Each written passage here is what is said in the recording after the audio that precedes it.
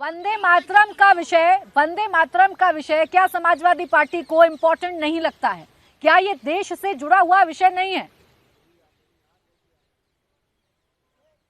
मुझे प्राची जी बहुत स्पष्ट तौर पे कहना चाहता हूँ, वंदे मातरम पे चर्चा हो ये कोई बड़ा विषय नहीं है, लेकिन वो विषय है कि जो परिवार में बीएलओ ने अपने परिवार के सदस्य को खो दिया, जिसका पूरी जिम्मेदारी आपकी चुनाव आयोग की है, सरकार की है, सरकार दबाव महसूस करवा रही है कि सरकार के इशारे पे बीएलओ काम करे। जाइए समझाइए अपने पार्टी के नेताओं को, एसटी हसन साहब को समझाइए, जरा समझाइए वो क्या बयान दे रहे हैं, और इस पर अगर चर्चा हो रही है तो विपक्ष हंगामा क्या नहीं करेगा, ये भी प्रश्न है। जवाब सिद्धार्थ यादव जी दे दीजिए। यहाँ भी मनमानी, आपका मन किया कि वंदे मातरम पर पहले चर्चा होनी चाहिए तो वंदे मातरम लिस्ट कर दिया। ये माननीय राष्ट्रीय आवाज उड़ी जाओ पवन जोशी जी। देखिए बोले सिद्धार्थ जी, बोले। ये लोग तो आपके शो पर ही चर्चा नहीं होने दे रहे, सदन में क्या चर्चा हो पाएगी? ये अगर शो पर चर्चा के लिए विपक्ष तैयार नहीं है तो सदन तो बहुत बड़ी चीज हो गई। बात बिल्कुल स्पष्ट है, मैंने आपको बताया चर्चा कैसे तय होगी। चर्चा या तो सरकार अपने बिल या एजेंडा लेकर के आएगी, या बिजनेस एडवाइजरी काउंसिल में आएगी, या विपक्ष के पास अनेक मौके हैं, 0 आवर है, क्वेश्चन आवर है, जहां विपक्ष अनेक विषय उठा सकता है, मोशन मूव कर सकता है, एडजर्नमेंट तक के लिए मूव कर सकता है। पर यह सब कुछ ना करके अगर विपक्ष केवल यह तय करे कि विषय चाहे कोई भी हो, हम एक दिन भी सदन नहीं चलने देंगे, 1 मिनट भी सदन नहीं चलने देंगे, ये लोकतंत्र के लिए स्वस्थ नहीं है। ये फ्रस्ट्रेशन से निकलता है, ये चुनावों में हार से निकलता है। अब एसआईआर का विषय आप सदन में उठाना चाहते हैं, क्या आपने चुनाव में नहीं उठाया?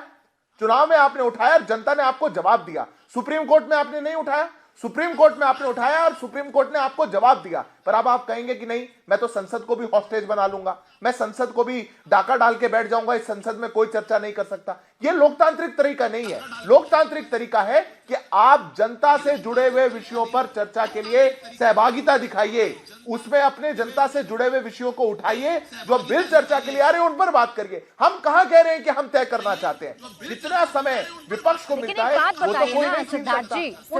सिद्धार्थ जी, इसका हल कैसे निकलेगा? विपक्ष अगर एसआईआर के मुद्दे पर अड़ा है और आप कह रहे हैं कि इससे नहीं, हम इस मुद्दे पर चर्चा करना चाहेंगे, तो जनता का पैसा बर्बाद हो रहा है ना सिद्धार्थ जी। हल आप लोगों को निकालना होगा।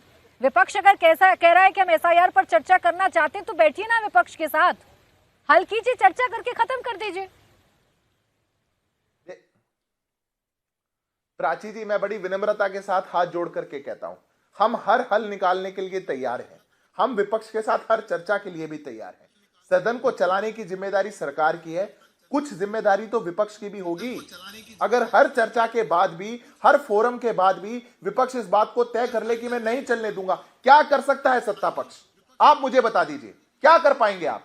आपने हर विषय उनका चर्चा में ले आए, उनके संज्ञान में ले आए, उनके साथ बैठ लिए। पर विपक्ष का एटीट्यूड जब फ्रस्ट्रेशन का हो और ड्रामा उनका एजेंडा हो, तो सदन को चलाना किसी भी सरकार के लिए, किसी भी सत्ता पक्ष के लिए असंभव हो जाएगा। और इसीलिए जितने जनता से जुड़े महत्वपूर्ण बिल इस सदन में आने जा रहे हैं, मैं विपक्ष से आग्रह करता हूं, आपके माध्यम से ड्रामा आपका एजेंडा बन गया है।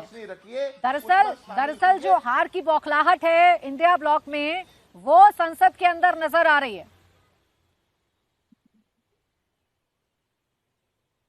ये किससे सवाल है? मैं बोलूं प्राची हक साहब आपसे है। प्राची जी, प्राची जी, मैं अभी आ रहा हूँ जी।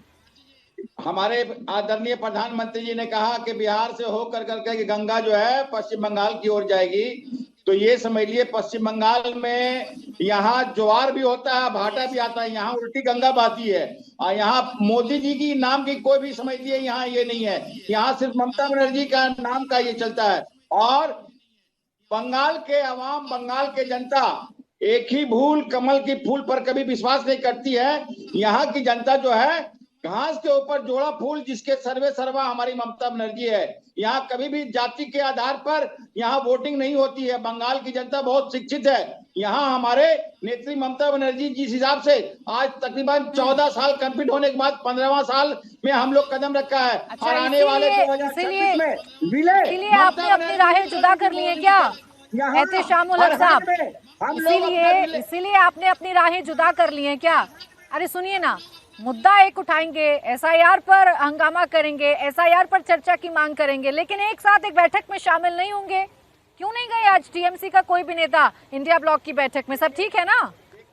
ये हमारा फंडामेंटल राइट है, जिस हिसाब से हमारे 40 लोगों की जो जाने गई है, इसका जिम्मेदार सीधा जिम्मेदार चुनाव आयोग है। इसलिए हम लोग स्पष्ट रूप से कहें तो इसलिए कि हम लोग तो हर हाल में उनके लिए हक की आवाज, आज समझिए 40 जाने गई है, उनके परिवार, उनके पीछे बच्चे, उनके लगता है मेरा सवाल आपने सुना नहीं है। कहते हैं शामुल हक साहब, लगता है मेरा सवाल आपने सुना नहीं है, या फिर मेरे सवाल का आपके पास जवाब नहीं है, इसलिए आप जानबूझकर मेरे सवाल से बच रहे हैं।